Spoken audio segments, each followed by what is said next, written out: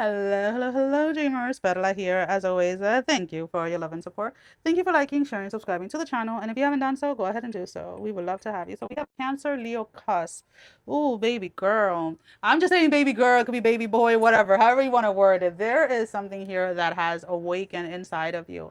And I love this. I feel that you were in you were in a situation, whether this was romantic or platonic, that somebody kept telling you like who you were. Somebody kept telling you what your limitations were. Somebody kept telling you how much you were gonna accomplish or this or that. And you're finally putting an end to that. You're finally speaking up for yourself. You're finally like, you know what? That was the story that you created in your mind about who you wanted me to be, but that is not who I am. This is who I am. So you're finally allowing yourself to show up as yourself. You're taking up space, you're taking up room, and you're crushing whatever it is that you're wanting to do. For some of you, this transformation is starting. Like a lot, like bear with me and follow along.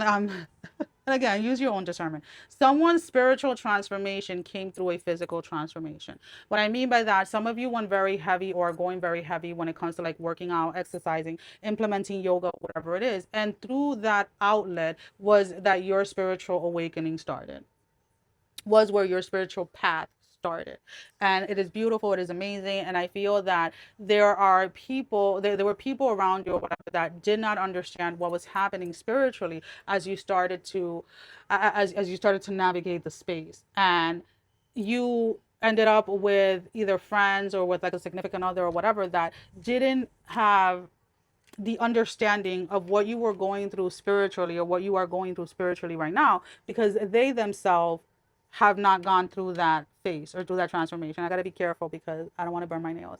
But because like I don't feel it until it's like there. So it's like, you know, like there, and it's like, okay, my nails are a little longer. But anyways, there is this sense where you're needing to you're needing to have grace towards this person, most definite, because again, they haven't had their spiritual awakening that yeah, like that is not in the cards for them. I keep on hearing at least for like another year or so. So there's no rushing that. Now the question is, you are needing to decide how it is that you're going to navigate now this connection. If this is romantically or if this is platonic, like how much are you going to give to this connection, and how are you going to communicate within this connection now moving forward, because your perception of life has shifted dramatically compared to where they are now. Now, just because, like, I've seen it personally where you'll have somebody that is like extremely spiritual and somebody that is not. And the relationships work. They work beautifully, right? Because there's mutual respect, et cetera, et cetera. What I'm having a difficult time here seeing this connection working, whether it is platonic or romantic, is that this person is telling you or trying to get you to understand that you are wrong. They want the old version of you. Now that can shift. This person can start accepting the fact that you're not going back to that old version, but you do in a way play a part in this person going through their own spiritual awakening. Whether it is that you decide to stay with this person or you decide to break it up is going to be up to you. I don't feel that is that like for you it's like you're needing to let go of the idea of you wanted them to go through their journey or their spiritual awakening at the same time as you're doing it, and needing to accept that their timeline when it comes to that is different than yours. Now the question here is, do you stay or do you go?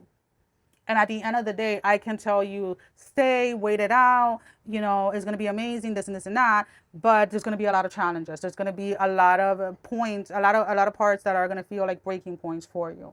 And a lot of things that you're going to have to shoulder or carry on because this person is not there yet. Or I can say simply like walk away.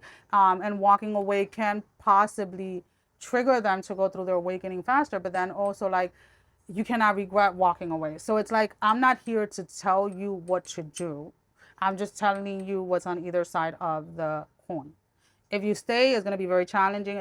You're going to have to shoulder like about 85 to 90% of this relationship, emotionally and spiritually. That is up your decision to decide whether you want to do that or not.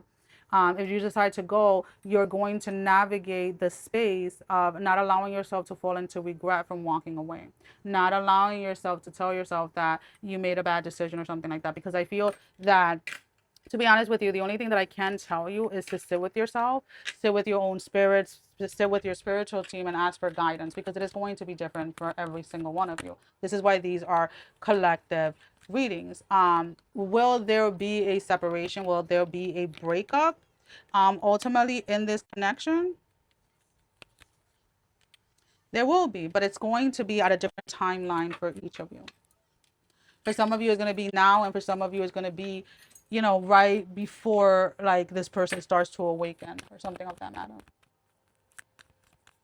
Honestly, this is one of those things where, and I dislike saying this, but I feel like this is not where the story ends. Even if you guys do end up breaking up now, there is a second coming of this relationship about 3 years from now. I don't know why I have to word it like that, but that's the way that it's coming through. So let's go ahead and what is the closing message for Cancer, Leo, Cusp? Machismo, we have masculine pride and toxic masculinity, and spiritual woke. So self-awareness, detaching from the ego and cutting through illusion. These are the two opposites, or the two opposing energies that are within a relationship. Somebody is living mainly just in the physical, ignoring their spiritual aspect, where the other of you is more into your spirituality, and that is causing a lot of friction, within a connection. Well, that is all that I have. Sending every single one of you love, strength, and blessing, guys. Take care. Love you all. Bye-bye.